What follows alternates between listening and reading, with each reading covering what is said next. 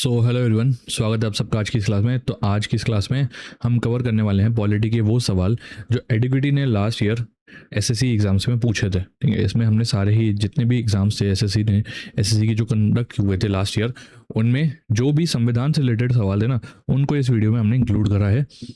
तो आइए शुरू करते हैं। सबसे पहला सवाल है, भारतीय संविधान का कौन सा अनुच्छेद समानता के अधिकार को बताता है? तो भारतीय संविधान का वो कौन सा अनुच्छेद है जो समानता को के अधिकार को बताता है? तो वो है आपका आर्टिकल 14। आर्टिकल 14 क्या कहता है? अगर सिंपल शब्दों में बात करें तो आर्टिकल 14 गारंटी करता है कि इंडिया के टेरिटरी में हर पर्सन को लॉ के सामने इक्वालिटी और लॉज की इक्वल प्रोटेक्शन मिलेगी। यहाँ एक इम्पॉर्टेंट पॉइंट है कि आर्टिकल 14 का राइट सिटीजन्स के साथ साथ फॉरेनर्स को भी मिलता है, क्योंकि इसमें एनी पर्सन यूज़ किया गया है। ठीक है, इसमें कोई भेदभाव नहीं होता। ठीक है, अब इसमें दो इंपॉर्टेंट कॉन्सेप्ट है। ठीक है, एक है आपका इक्वालिटी बिफोर लॉ। ठीक है, एक है आपका इक्वालिटी बिफोर लॉ। ये जो कॉन्सेप्ट है हमने ब्रिटिश कॉन्स्टिट्यूशन से लिया है। ठीक है, ये ब्रिटिश कॉन्स्टिट्यूशन से लिया है। इसका मतलब है कोई भी इंसान लॉ से ऊपर नहीं है, हर इंसान सेम लॉ के सब्जेक्ट में है। ठीक है, प्राइम मिनिस्टर, प्रेसिडेंट या ऑर्डिनरी सिटीजन सब लॉ के सामने इक्वल है। ठीक है, दूसरा कॉन्सेप्ट है इक्वल प्रोटेक्शन ऑफ लॉ, कानूनों का समान संरक्षण। ठीक है, ये हमने बोरो किया है यूएस कॉन्स्टिट्यूशन से। ठीक है, इसका मतलब है सिमिलर सिचुएशन में जो लोग हैं उनके साथ सिमिलर ट्रीटमेंट होना चाहिए, लेकिन इसका मतलब ये नहीं है कि हर पर्सन को एग्जैक्टली सेम ट्रीटमेंट दिया जाएगा। रीजनेबल क्लासिफिकेशन अलाउड है। ठीक है, रीजनेबल क्लासिफिकेशन आर्टिकल 14 का मतलब है एब्सोल्यूट इक्वालिटी नहीं होगी। स्टेट पीपल जो हैं उनको क्लासिफाई कर सकता है, लेकिन क्लासिफिकेशन रीजनेबल होना चाहिए, उसका वैलिड ऑब्जेक्टिव होना चाहिए। क्लासिफिकेशन और ऑब्जेक्टिव के बीच रीजनेबल कनेक्शन होना चाहिए। ठीक है, एग्जाम्पल के तौर पे देख लीजिए, रिजर्वेशन हो गया, या डिफरेंट टैक्स स्लैब है, या बच्चों के लिए स्पेशल लॉज हैं। ठीक है, इसमें एक इम्पॉर्टेंट केस भी है, ईपी रोयप्पा। ठीक है, EP Royappa versus state of Tamil Nadu, जो हुआ था 1974 में। ठीक है, सुप्रीम कोर्ट ने आर्टिकल 14 के इंटरप्रिटेशन को ब्रॉडन करते हुए आर्बिट्रेनेस को इक्वालिटी के अपोजिट माना था। आसान शब्दों में देखें तो आर्बिट्रेनेस इज अगेंस्ट इक्वालिटी, यानी स्टेट का एक्शन आर्बिट्री या कंप्लीटली अनरीजनेबल नहीं होना चाहिए। ठीक है, तो याद रखिएगा। दूसरा सवाल है, कौन सा अनुच्छेद बोलने और अभिव्यक्ति की स्वतंत्रता को गारंटी देता है ठीक है, तो ये जो आर्टिकल है ये है आपका आर्टिकल 19(1)(a). ठीक है, आर्टिकल 19(1)(a) इंडियन सिटीजन्स को फ्रीडम ऑफ स्पीच और एक्सप्रेशन का फंडामेंटल राइट देता है। इसके अंडर सिटीजन्स फ्रीली बोलने का राइट है। ठीक है, अपने ओपिनियंस एक्सप्रेस करने का राइट है, बुक्स पब्लिश करने का राइट है, आर्टिकल्स लिखने का राइट है, सोशल मीडिया पर अपने ओपिनियंस एक्सप्रेस करने का राइट है। ठीक है, गवर्नमेंट पॉलिसी को क्रिटिसाइज करने का भी राइट है। ठीक है, ये सारे राइट इनको मिलते हैं। ये किसको मिल रहे हैं, ध्यान रखिएगा, ये सिर्फ इंडियन सिटीजन्स को मिल रहे हैं। ठीक है, इंडियन सिटीजन्स को ये सारे राइट मिलेंगे। ये पॉइंट एग्जाम के लिए बहुत इंपॉर्टेंट है। फॉरेनर्स आर्टिकल 19 के फंडामेंटल राइट्स एंजॉय नहीं करते हैं। ठीक है, रीजनेबल रिस्ट्रिक्शंस आर्टिकल 19(2) से रिलेटेड है। ठीक है, freedom of speech absolute right नहीं है। गवर्नमेंट आर्टिकल 19(2) के अंडर रीजनेबल रिस्ट्रिक्शन इम्पोज कर सकती है, याद रखिएगा। ठीक है, रेस्ट्रिक्शन किन ग्राउंड पे लगाई जा सकती है? Integrity of India, security of the state, public order, ठीक है, मोरालिटी के बेसिस पे, और contempt of court, defamation, in cases पे जो है वो रेस्ट्रिक्शन लगाई जा सकती है। इसमें इंपॉर्टेंट केस की अगर बात करें तो एक केस था रोमेश थापड़ केस 1950 का, है ना। सुप्रीम कोर्ट ने फ्रीडम ऑफ स्पीच को डेमोक्रेसी के लिए एसेंशियल माना था इसमें।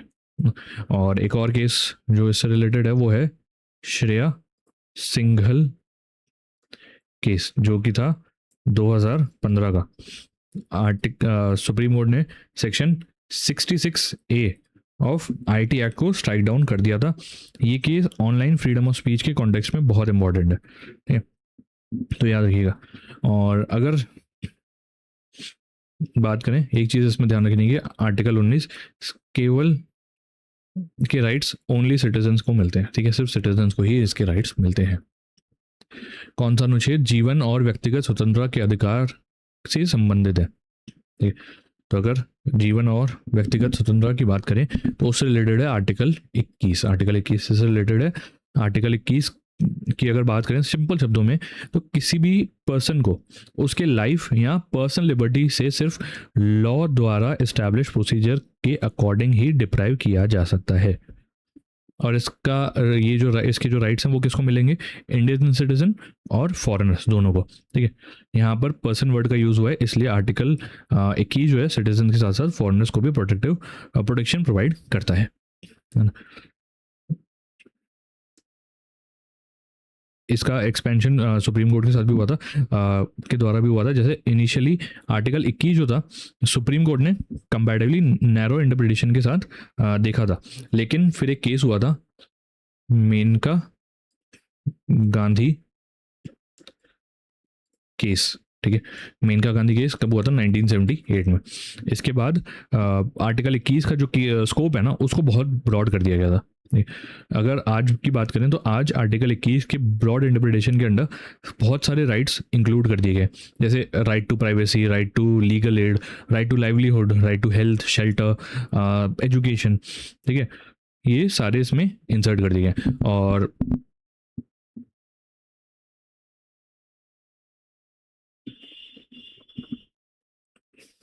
ठीक है, तो ये याद रखिएगा, मेनका गांधी केस 1978।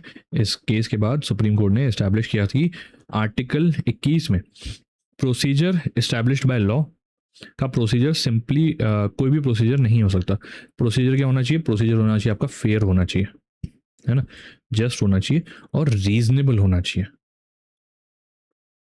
ठीक है।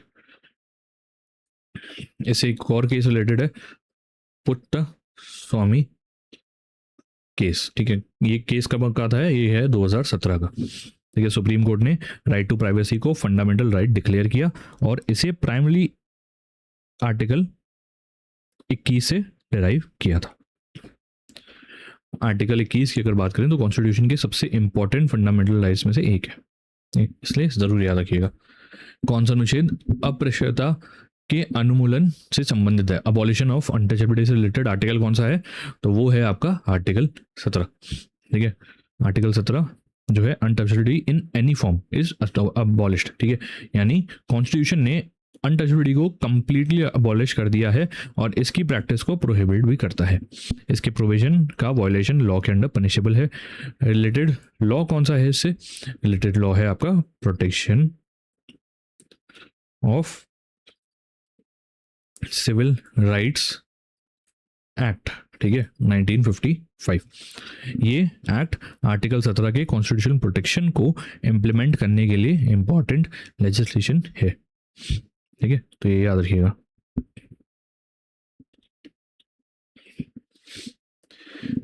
कौन सा अनुच्छेद धर्म, नस्ल, जाति, लिंग या जन्म स्थान के आधार पर भेदभाव को प्रतिबंधित करता है, ठीक है।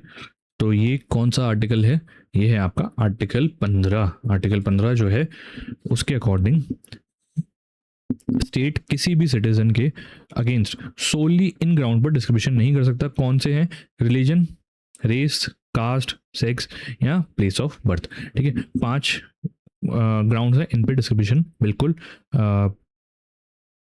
नहीं किया जा सकता। सिंपली शॉर्ट फॉर्म में बताऊं, RRCSP, religion, race, caste, sex और प्लेस ऑफ बर्थ, ठीक है।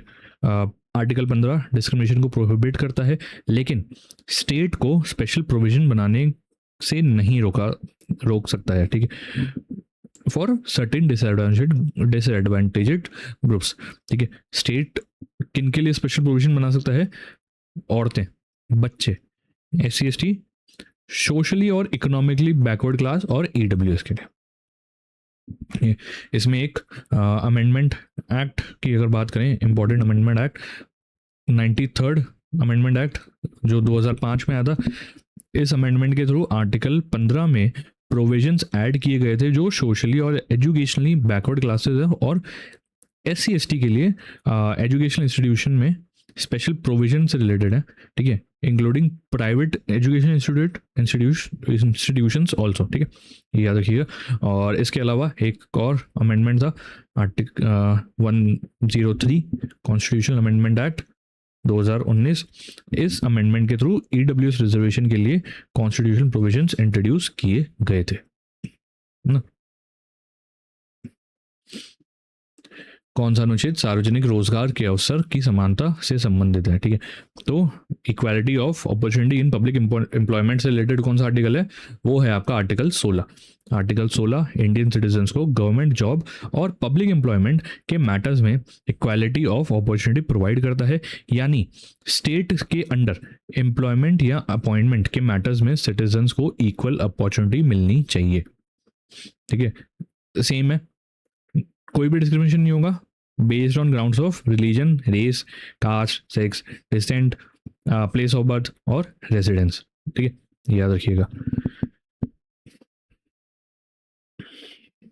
एक इंपॉर्टेंट केस इससे रिलेटेड इंदिरा सावनी केस, ठीक है, 1992, जिसमें सुप्रीम कोर्ट ने 27% जो ओबीसी रिजर्वेशन है उसको अपहोल्ड किया था और रिजर्वेशन के कॉन्टेक्स्ट में जनरली 50% जो सीलिंग है उसको डिस्कस किया था, है ना। इस केस को कॉमनली जो है मंडल केस भी कहा जाता है, तो याद रखिएगा। कौन सा अनुच्छेद संवैधानिक उपचारों के अधिकार का प्रावधान करता है? Right to constitutional remedies. कौन सा आर्टिकल है इससे रिलेटेड? ये है आपका आर्टिकल 32। आर्टिकल 32 सिटीजन्स को फंडामेंटल राइट्स के इन्फोर्समेंट के लिए डायरेक्टली सुप्रीम कोर्ट अप्रोच करने का राइट देता है। ठीक है, इस आर्टिकल को BR अम्बेडकर जी ने, डॉक्टर BR अम्बेडकर ने इस आर्टिकल को हार्ट एंड सोल कहा था। ठीक है, इसी के अंदर देखिए, इसी के अंदर जो आपकी 5 रिट्स हैं वो इसी के अंडर में आती हैं, है ना। ठीक है, तो ध्यान रखिएगा आर्टिकल 32 क्या कहता है? अगर किसी पर्सन के फंडामेंटल राइट्स वायलेट हो रहे हैं तो वो सुप्रीम कोर्ट में रेमेडी सीक कर सकता है, इसलिए इसको heart and soul of constitution कहा था डॉक्टर BR अम्बेडकर ने। और सुप्रीम कोर्ट आर्टिकल 32 के अंडर में 5 इंपॉर्टेंट रिट्स इशू कर सकता है। कौन कौन सी है वो? एक है आपकी बस कॉर्पस, दूसरी है आपकी मंडेमस, तीसरी कौन सी है? प्रोहिबिशन, चौथी है आपकी सेरी ट्योरी, ठीक है, फिफ्थ है आपकी क्यू वारंटो। ठीक है, ये 5 रिट इशू कर सकता है। हेबस कॉर्पस की अगर बात करें, ये मेनली इलीगल डिटेंशन के केस में यूज होता है। कोर्ट डिटेन्ड और पर्सन को प्रोड्यूस करने का ऑर्डर दे सकता है। मंडेमस की बात करें, मतलब क्या है? कमांड। कोर्ट किसी पब्लिक अथॉरिटी को उसकी लीगल ड्यूटी परफॉर्म करने का ऑर्डर दे सकता है। उसके बाद है आपका prohibition. Prohibition higher court, lower court या ट्रिब्यूनल को प्रोसीडिंग जो है कंटिन्यू करने से रोक सकता है जब वो अपनी ज्यूरिसडिक्शन से बाहर जा रहा है। ठीक है, और उसके बाद सेरिटरी का use higher court, lower court या ट्रिब्यूनल की प्रोसीडिंग या ऑर्डर को क्वॉश करने के लिए कर सकता है, subject to its legal scope. ठीक है, और क्यू वारंटो ये है, इसका मतलब होता है बाय व्हाट अथॉरिटी। इस रिट के थ्रू कोर्ट चेक करता है कि कोई पर्सन पब्लिक ऑफिस को लीगली होल्ड कर रहा है या नहीं। ठीक है, तो ये इसमें देखता है। देखिए, एक होता है आर्टिकल 32 जो कि डायरेक्ट आप सुप्रीम कोर्ट से रिलेटेड है, मेनली फंडामेंटल राइट्स के इन्फोर्समेंट के लिए ना। एक आपका होता है आर्टिकल 226। आर्टिकल 226 रिलेटेड है हाई कोर्ट से, ठीक है। इसमें फंडामेंटल राइट्स और लीगल राइट्स दोनों आ जाते हैं। 32 खुद फंडामेंटल राइट है, 226 खुद फंडामेंटल राइट नहीं है, इसलिए कंफ्यूज नहीं होना है, ध्यान रखिएगा। कौन सा अनुच्छेद धार्मिक मामलों को प्रबंधित करने की स्वतंत्रता देता है? ठीक है, freedom to manage religious affairs. ठीक है, तो ये है आपका आर्टिकल 26। आर्टिकल 26 की अगर बात करें, ये किसको मिलता है, किसको मिलता है ये राइट? ठीक है, ये राइट रिलीजियस डिनोमिनेशंस को दिया गया है। आर्टिकल राइट अंडर आर्टिकल 26 की अगर बात करें, subject to constitutional limitations, religious denomination को राइट है कि रिलीजियस या चैरिटेबल इंस्टीट्यूशंस को इस्टेब्लिश करें, मेंटेन करें, और मैटर्स ऑफ रिलीजन में अपने अफेयर्स मैनेज करना। ठीक है, मूवेबल इनमूवेबल प्रॉपर्टी ओन करना और अक्वायर करना। ठीक है, तो ये इनको ऑर्डर है। रेस्ट्रिक्शंस की अगर बात करें, आर्टिकल 26 के राइट जो हैं वो सब्जेक्ट इसके हैं पब्लिक ऑर्डर, मोरालिटी और हेल्थ के। ठीक है, ये इससे इसमें थोड़े रिस्ट्रिक्शंस है। ठीक है, अब एक चीज़ याद रखिएगा, एक होता है आर्टिकल 25। ठीक है, आर्टिकल 25 क्या बात करता है? Freedom of religion for individual. और आर्टिकल 26 क्या बात करता है? रिलीजियस डिनोमिनेशंस के अफेयर्स मैनेज करने का राइट। ठीक है, तो कंफ्यूज नहीं होना, दोनों अलग अलग चीज़ें हैं। कौन सा अनुच्छेद शिक्षा के अधिकार का प्रावधान करता है? ठीक है, राइट टू एजुकेशन कौन से आर्टिकल में आता है? तो राइट टू एजुकेशन आपका आता है आर्टिकल 21A में। ठीक है, ऐड किस में हुआ था? 86 कॉन्स्टिट्यूशनल अमेंडमेंट एक्ट 2002 के थ्रू कॉन्स्टिट्यूशन में ऐड किया गया था।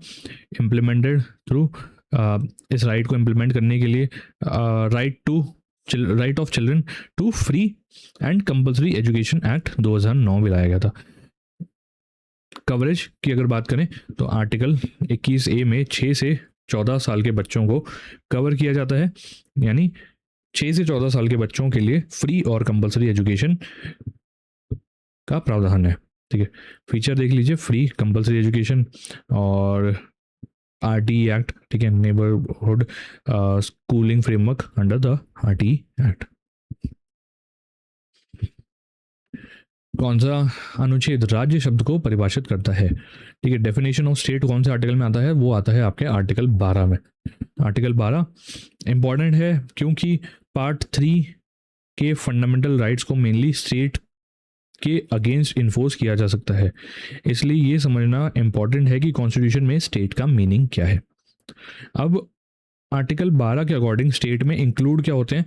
Government of India, parliament of India, state government, state legislature, local authorities और अदर अथॉरिटीज। ठीक है, लोकल अथॉरिटीज के एग्जांपल क्या हो सकते हैं? म्युनिसिपल कॉर्पोरेशन हो गई, म्युनिसिपल बॉडीज हो गई। ठीक है, ये सारे और अलग अलग जो पब्लिक बॉडीज हैं वो। इंपॉर्टेंट केस की अगर बात करें, इससे रिलेटेड एक इंपॉर्टेंट केस है, वो है राजस्थान इलेक्ट्रिसिटी बोर्ड केस।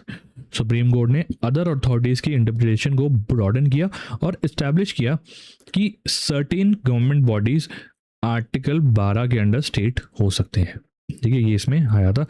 और एक और इससे रिलेटेड केस है, वो है अजय हसिया केस 1981। सुप्रीम कोर्ट ने गवर्नमेंट कंट्रोल, फंडिंग और फंक्शनल नेचर जैसे फैक्टर्स को कंसिडर करते हुए ये क्लैरिफाई किया कि गवर्नमेंट एजेंसी भी आर्टिकल 12 के स्कोप में आ सकती है।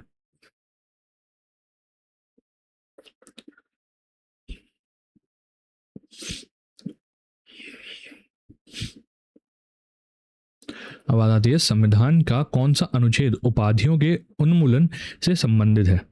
ठीक है, अबॉलिशन ऑफ टाइटल से रिलेटेड कौन सा आर्टिकल है? तो अबॉलिशन ऑफ टाइटल से रिलेटेड है आर्टिकल 18। आर्टिकल 18 टाइटल्स को अबॉलिश करता है, लेकिन मिलिट्री और एकेडमिक डिस्टिंक्शन इस प्रोविजन के एक्सेप्शन है।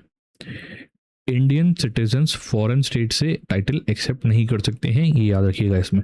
ठीक है, कौन से एक्सेप्शन है? मिलिट्री और एकेडमिक डिस्टिंक्शंस, है ना, ये इसमें जो है एक्सेप्शन है।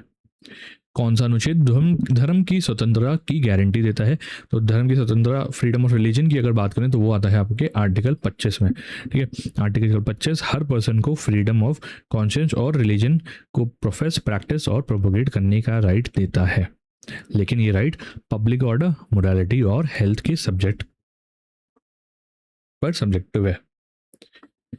कौन सा अनुच्छेद बच्चों को खतरनाक कार्यों में नियोजित करने पर रोक लगाता है? देखिए, prohibition of child labour in hazardous employment, ये है आपका आर्टिकल 24। आर्टिकल 24 के अकॉर्डिंग 14 साल से कम एज के बच्चों को फैक्ट्रीज, माइंस या किसी अदर जो डेंजरस हजार्डियस एम्प्लॉयमेंट है में एम्प्लॉय नहीं किया जा सकता। कौन सा अनुच्छेद मानव तस्करी और जबरन मजदूरी पर रोक लगाता है? देखिए, ह्यूमन ट्रैफिकिंग और फोर्स लेबर से रिलेटेड आर्टिकल है आपका आर्टिकल 30। ठीक है, आर्टिकल 23 ह्यूमन ट्रैफिकिंग, बेगर और other similar forms of force labour को प्रोहिबिट करता है। आपातकाल के दौरान मौलिक अधिकारों के निलंबन से संबंधित कौन सा अनुच्छेद है? तो आर्टिकल 358 है ये। ठीक है, ये है आपका आर्टिकल 358। स्पेसिफिकली आर्टिकल 19 के प्रोविजंस को कोई सस्पेंशन से रिलेटेड है जब नेशनल इमरजेंसी, वॉर या एक्सटर्नल एग्रेशन के ग्राउंड पर डिक्लेयर्ड हो। ठीक है, याद रखिएगा आर्टिकल 359 अलग प्रोविजन है, ये स्पेसिफाइड फंडामेंटल राइट्स के इन्फोर्समेंट के लिए कोर्ट्स को अप्रोच करने के राइट को सस्पेंड करने से रिलेटेड है ना, तो इसलिए कंफ्यूज नहीं होना है। आपातकाल के दौरान कौन से मौलिक अधिकार निलंबित नहीं किए जा सकते हैं? ठीक है, कौन से फंडामेंटल राइट्स हैं जिनको सस्पेंड नहीं किया जा सकता? तो नेशनल इमरजेंसी के टाइम पे आप आर्टिकल 20 और आर्टिकल 21 के प्रोटेक्शन को सस्पेंड नहीं कर सकते हैं। ये प्रोटेक्शन जो है वो आपको 44th कॉन्स्टिट्यूशनल अमेंडमेंट एक्ट 1978 के थ्रू किया गया था। कौन सा अनुच्छेद अंतर्राष्ट्रीय शांति और सुरक्षा को बढ़ावा देने से संबंधित है? इंटरनेशनल पीस और सिक्योरिटी से रिलेटेड कौन सा आर्टिकल है? तो वो है आपका आर्टिकल 51। आर्टिकल 51 एक directive principle of state policy है। ये स्टेट को इंटरनेशनल पीस और सिक्योरिटी प्रमोट करने, नेशन के साथ ऑनरेबल रिलेशन मेंटेन करने और इंटरनेशनल लॉ का रिस्पेक्ट करने के लिए इंकरेज करने के लिए डायरेक्ट करता है। कौन सा अनुच्छेद गरीबों को मुफ्त कानूनी सहायता प्रदान करने का प्रावधान करता है? तो फ्री लीगल एड किसके अंडर आता है? वो आता है आपका आर्टिकल 39A के अंडर में। आर्टिकल 39A का ऑब्जेक्टिव है कि इकोनॉमिक या अदर डिसेबिलिटीज की वजह से किसी पर्सन को जस्टिस से डिनाई नहीं किया जा सकता, इसके लिए इक्वल जस्टिस और फ्री लीगल एड प्रोवाइड करने की डायरेक्शन दी गई है। कौन सा अनुच्छेद न्यायपालिका को कार्यपालिका से अलग करने का प्रावधान करता है? ठीक है, separation of judiciary from executive, तो वो है आपका आर्टिकल 50। आर्टिकल 50 स्टेट को डायरेक्ट करता है कि जुडिशरी को एग्जीक्यूटिव से सेपरेट करने के स्टेप्स लिए जाएं, पर्टिकुलरली स्टेट की पब्लिक सर्विस में। कौन सा अनुच्छेद पंचायतों की स्थापना से संबंधित है? तो पंचायतों की स्थापना से संबंधित है आपका आर्टिकल 40। आर्टिकल 40 स्टेट को विलेज पंचायत ऑर्गेनाइज करने और उन्हें सेल्फ गवर्नमेंट के यूनिट्स के रूप में फंक्शन करने के लिए नेसेसरी पावर देने की डायरेक्शन देता है। पंचायती राज को कॉन्स्टिट्यूशनल स्टेटस किससे मिला था? वो मिला था आपका 73rd कॉन्स्टिट्यूशनल अमेंडमेंट एक्ट 1992। सबसे पहला राज्य जिसने पंचायत सिस्टम को लागू किया था कौन सा था? वो कमेंट में मेरे को जरूर बताइएगा। भारत के राष्ट्रपति पर महाभियोग चलाने की प्रक्रिया किस अनुच्छेद में दी गई है? Article which article is a procedure for impeachment of president provided. ठीक है, इम्पीचमेंट ऑफ प्रेसिडेंट किस आर्टिकल के अंडर में आता है? वो आता है आपके आर्टिकल 61 में। ठीक है, आर्टिकल 61 प्रेसिडेंट के इम्पीचमेंट प्रोसीजर से रिलेटेड है। प्रेसिडेंट पर इम्पीचमेंट जो है वायलेशन ऑफ कॉन्स्टिट्यूशन के लिए किया जा सकता है। इम्पीचमेंट चार्ज, एक चीज़ ध्यान रखिएगा, इम्पीचमेंट के जो चार्ज हैं वो पार्लियामेंट के किसी भी हाउस में इनिशिएट किए जा सकते हैं। जम्मू कश्मीर को विशेष दर्जा प्रदान करने वाला अनुच्छेद कौन सा था? तो वो था आपका आर्टिकल 370, है ना। Article 370 originally Jammu and Kashmir को स्पेशल कॉन्स्टिट्यूशनल अरेंजमेंट प्रोवाइड करता था। 6 अगस्त 2019 से आर्टिकल 370 के ऑपरेटिव प्रोविजंस में मेजर कॉन्स्टिट्यूशनल चेंज किए गए थे, याद रखिएगा। केंद्र शासित प्रदेशों के प्रशासन से संबंधित कौन सा अनुच्छेद है? एडमिनिस्ट्रेशन ऑफ यूनियन टेरिटरी से रिलेटेड कौन सा आर्टिकल है? वो है आपका आर्टिकल 239। ठीक है, आर्टिकल 239 के अकॉर्डिंग यूनियन टेरिटरीज को जनरली प्रेसिडेंट के थ्रू एडमिनिस्ट्रेटर कर सकते हैं अनलेस पार्लियामेंट ने अदरवाइज कुछ प्रोवाइड किया हो। राष्ट्रपति को वित्तीय आपातकाल घोषित करने का अधिकार कौन सा अनुच्छेद देता है? तो वो आपका फाइनेंशियल इमरजेंसी कौन से आर्टिकल में आती है आपके आर्टिकल 360 में। अगर इंडिया या उसके किसी भी पार्ट की फाइनेंशियल स्टेबिलिटी या क्रेडिट खतरे में हो तो आर्टिकल 360 जो है उसके अंडर में प्रेसिडेंट फाइनेंशियल इमरजेंसी डिक्लेयर कर सकते हैं। इंडिया में आज तक फाइनेंशियल इमरजेंसी कभी इम्पोज नहीं हुई है। भारत के सर्वोच्च न्यायालय की स्थापना से संबंधित कौन सा अनुच्छेद है?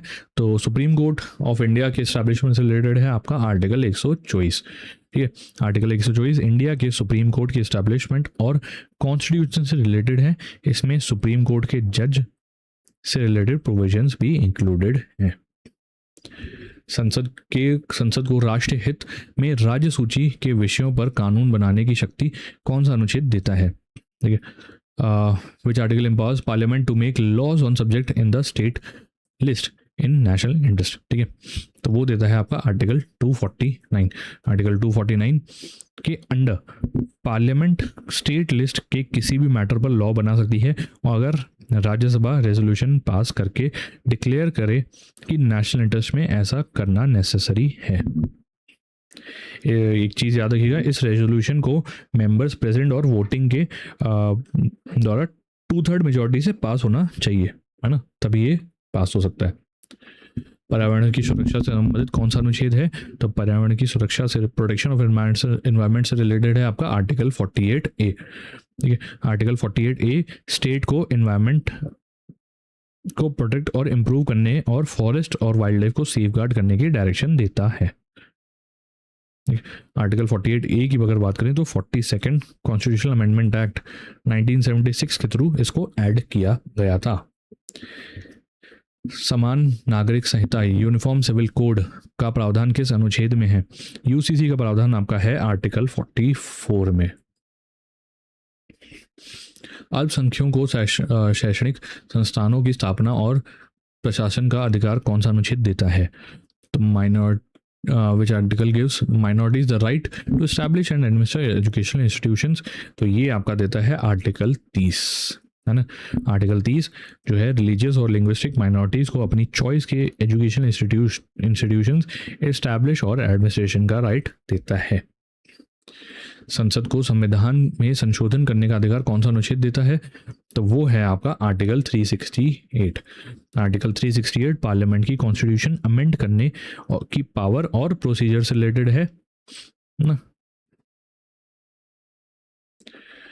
भारत के अटॉर्नी जनरल को की नियुक्ति का प्रावधान किस अनुच्छेद में है?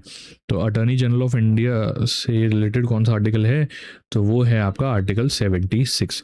Attorney general of India highest law officer होता है ऑफ द यूनियन और इसकी अपॉइंटमेंट डायरेक्ट कौन करता है? President of India. President of India जो है वो इनकी डायरेक्ट अपॉइंटमेंट करते हैं। संसद और उसके सदस्यों के विशेषाधिकारों से संबंधित कौन सा अनुच्छेद है? तो पार्लियामेंट्री प्रिविलेजेस से रिलेटेड कौन सा है? वो है आपका आर्टिकल 105, है ना। आर्टिकल 105 पार्लियामेंट और उसके मेंबर्स और कमिटीज़ के पावर, प्रिविलेजेस और इम्यूनिटी से रिलेटेड है ना। स्टेट लेजिस्लेचर्स के लिए करस्पॉन्डिंग आर्टिकल कौन सा है? वो है आपका 194। सार्वजनिक रोजगार में पिछड़े वर्गों के लिए विशेष प्रावधान किस अनुच्छेद में है? ठीक है, तो वो है आपका आर्टिकल 16(4) में। ठीक है, आर्टिकल 16(4) स्टेट को बैकवर्ड क्लासेस के फेवर में reservation in appointment of post provide करने की परमिशन देता है अगर वो स्टेट सर्विसेज में एडिक्वेटली रिप्रेजेंटेड नहीं है। धन विधेयक यानी कि मनी बिल शब्द को कौन सा अनुच्छेद परिभाषित करता है? तो मनी बिल को डिफाइन करता है आपका आर्टिकल 110, है ना। आर्टिकल 110 मनी बिल की डेफिनेशन देता है और बताता है कि कौन से मैटर्स मनी बिल में इंक्लूड किए जा सकते हैं या नहीं, है ना। किसी बिल के मनी बिल होने या ना होने का फाइनल डिसीजन किसके पास होता है? लोकसभा स्पीकर के पास, है ना, याद रखिएगा, लोकसभा स्पीकर के पास होता है।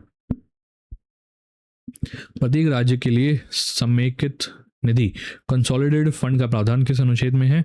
तो ये है आपका आर्टिकल 266 में। Article 266 consolidated fund of India और कंसोलिडेटेड फंड ऑफ स्टेट से रिलेटेड है। गवर्नमेंट को रिसीव होने वाले रेवेन्यूज और सर्टेन अदर रिसीट इस फंड के पार्ट होते हैं। राष्ट्रपति के अध्यादेश जारी करने की शक्ति कौन सा अनुच्छेद देता है? ठीक है, तो ये होता है आपका आर्टिकल 123। आर्टिकल 123 प्रेसिडेंट को ऑर्डिनेंस प्रोमुलेट करने की पावर देता है जब पार्लियामेंट के दोनों हाउसेस साइमल्टेनियस सेशन में ना हो और इमीडिएट एक्शन की नेसेसिटी हो। राज्यों के लिए उच्च न्यायालयों का प्रावधान किस अनुच्छेद में है? ठीक है, which article provides for high courts of the state? तो ये है आपका आर्टिकल 214। आर्टिकल 214 में प्रोवाइड करता है कि हर स्टेट के लिए एक हाई कोर्ट होगा। नागालैंड के लिए विशेष प्रावधान किस अनुच्छेद में है? तो नागालैंड से रिलेटेड कौन सा आर्टिकल है? वो है आर्टिकल 371A। ठीक है, आर्टिकल 371A नागालैंड को कुछ स्पेशल कॉन्स्टिट्यूशनल प्रोटेक्शन प्रोवाइड करता है। ये मेनली नागा रिलीजियस और सोशल प्रैक्टिसेस, कस्टमरी लॉ और प्रोसीजर और लैंड रिसोर्सेज की ओनरशिप या ट्रांसफर जैसे मैटर से रिलेटेड है। राज्य में राष्ट्रपति शासन को की अनुमति कौन सा अनुच्छेद देता है? प्रेसिडेंट रूल एंड स्टेट से रिलेटेड कौन सा आर्टिकल है? आर्टिकल 356। जब किसी स्टेट की गवर्नमेंट को कॉन्स्टिट्यूशन के प्रोविजन के अकॉर्डिंग रन करना पॉसिबल नहीं होता, तब आर्टिकल 356 के अंडर प्रेसिडेंट रूल इम्पोज किया जा सकता है। इसमें कॉमनली कॉन्स्टिट्यूशनल इमरजेंसी या स्टेट इमरजेंसी भी कहा जा सकता है, इसे कह सकते हैं। भारत के नियंत्रक और महालेखा परीक्षक CAG कंट्रोलर और ऑडिटर जनरल का प्रावधान किस अनुच्छेद में है? तो CAG से रिलेटेड आर्टिकल है आपका आर्टिकल 148। ठीक है, CAG यूनियन और स्टेट के अकाउंट्स का ऑडिट करता है और फाइनेंशियल अकाउंटेबिलिटी इंश्योर करने में इम्पोर्टेंट रोल प्ले करता है। भारतीय संघ की आधिकारिक भाषा से संबंधित कौन सा अनुच्छेद है? तो official language of the union से रिलेटेड है आपका आर्टिकल 343। ठीक है, इसके अकॉर्डिंग यूनियन की ऑफिशियल लैंग्वेज हिंदी इन देवनागरी स्क्रिप्ट है। इंग्लिश का यूज भी स्पेसिफाइड पर्पसेस के लिए लॉ के अकॉर्डिंग कंटिन्यू किया जा सकता है। सिक्किम से रिलेटेड, सिक्किम की जो स्पेशल प्रोविजन है उससे रिलेटेड आर्टिकल कौन सा है? तो वो है आपका आर्टिकल 371F। संसद को नए राज्य बनाने की शक्ति कौन सा अनुच्छेद देता है? तो क्रिएशन ऑफ न्यू स्टेट से रिलेटेड आर्टिकल है आपका आर्टिकल 3। ठीक है, आर्टिकल 3 पार्लियामेंट को पावर देता है नए स्टेट क्रिएट करने की, किसी स्टेट के एरिया को इंक्रीज या डिक्रीज करने के, बाउंड्री को चेंज करने या स्टेट के नाम में कुछ स्टेट का नाम चेंज करने के। ठीक है, एक चीज याद रखिएगा, आर्टिकल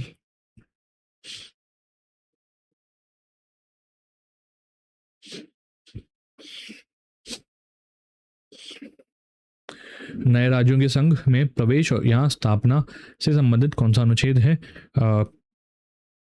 एडमिशन और एस्टैब्लिशमेंट ऑफ न्यू स्टेट्स, उससे रिलेटेड आपका है आर्टिकल 2। आर्टिकल 2 पार्लियामेंट को नए स्टेट को यूनियन में एडमिट या एस्टैब्लिश करने की पावर देता है। आर्टिकल 2 रिलेटेड है न्यू स्टेट्स इनटू इंडिया और आर्टिकल 3 रिलेटेड है एग्जिस्टिंग स्टेट्स में चेंज करने से।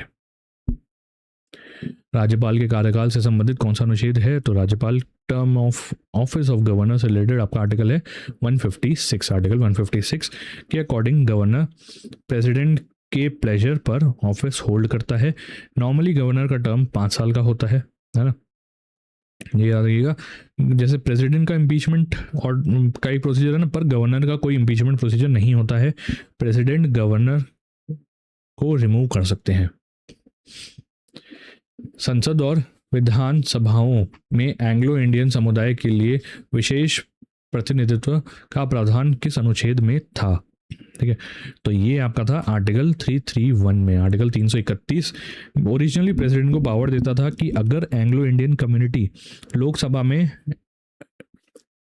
एडिक्वेटली रिप्रेजेंटेड नहीं है तो वो एंग्लो इंडियन मेंबर्स को नॉमिनेट कर सकता था। ठीक है, और स्टेट लेजिस्लेटिव असेंबलीज के लिए करस्पॉन्डिंग प्रोविजन कौन सा था, वो था 333। इंपॉर्टेंट चीज़ एक नोट ये करिएगा कि ये स्पेशल नॉमिनेशन 25 जनवरी 2020 से सीज टू ऑपरेट हो गया है ड्यू टू कौन सा अमेंडमेंट, 104 कॉन्स्टिट्यूशनल अमेंडमेंट एक्ट 2019। ठीक है, अंतरराज्य परिषद इंटर स्टेट काउंसिल के गठन से संबंधित अनुच्छेद कौन सा है, तो इंटर स्टेट काउंसिल से रिलेटेड आपका आर्टिकल है आर्टिकल 263। इंटर स्टेट काउंसिल के एस्टैब्लिशमेंट से रिलेटेड है। इसका मेन पर्पस यूनियन और स्टेट के बीच और स्टेट्स के आसपास में कोऑर्डिनेशन और कॉर्पोरेशन प्रमोट करना है। संसद को कर लगाने की शक्ति किस अनुच्छेद से प्राप्त होती है? ठीक है, पार्लियामेंट जो है उसकी पावर जो है टू इम्पोज टैक्स जो है वो कौन से आर्टिकल में आती है, आर्टिकल 265 में। ठीक है, आर्टिकल 265 जो है क्या कहता है, सिंपल भाषाओं में देखें तो गवर्नमेंट बिना प्रॉपर लीगल अथॉरिटी के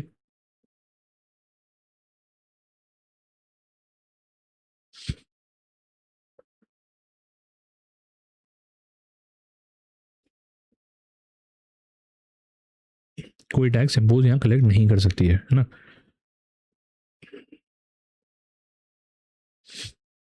एक चीज़ नोट करिएगा कि आर्टिकल 265 खुद पार्लियामेंट को अनलिमिटेड टैक्सेशन पावर नहीं देता।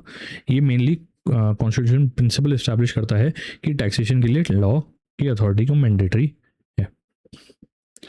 बिना हथियारों के शांतिपूर्वक एकत्र होने की स्वतंत्रता किस अनुच्छेद में है?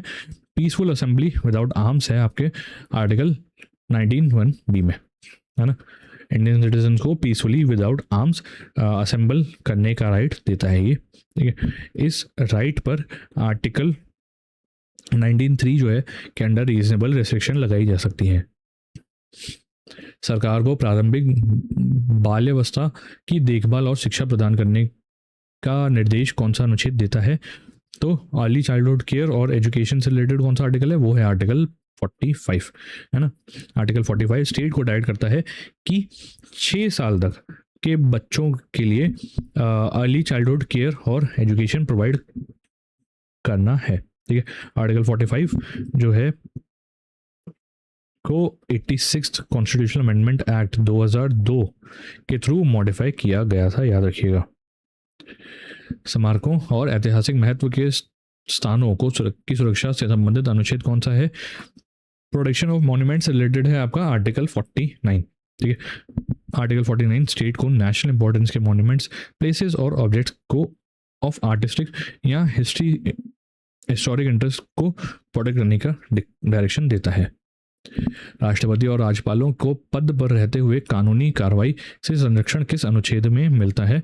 तो वो मिलता है आपको आर्टिकल 361 में। आर्टिकल 361 प्रेसिडेंट और गवर्नर को certain constitution protection immunity provide करता है। ऑफिशियल पावर और ड्यूटी को एक्सरसाइज के लिए वो जनरली कोर्ट के सामने पर्सनली आंसरेबल नहीं होते हैं, सब्जेक्ट टू कॉन्स्टिट्यूशनल प्रोविजंस। ठीक है, तो याद रखिएगा।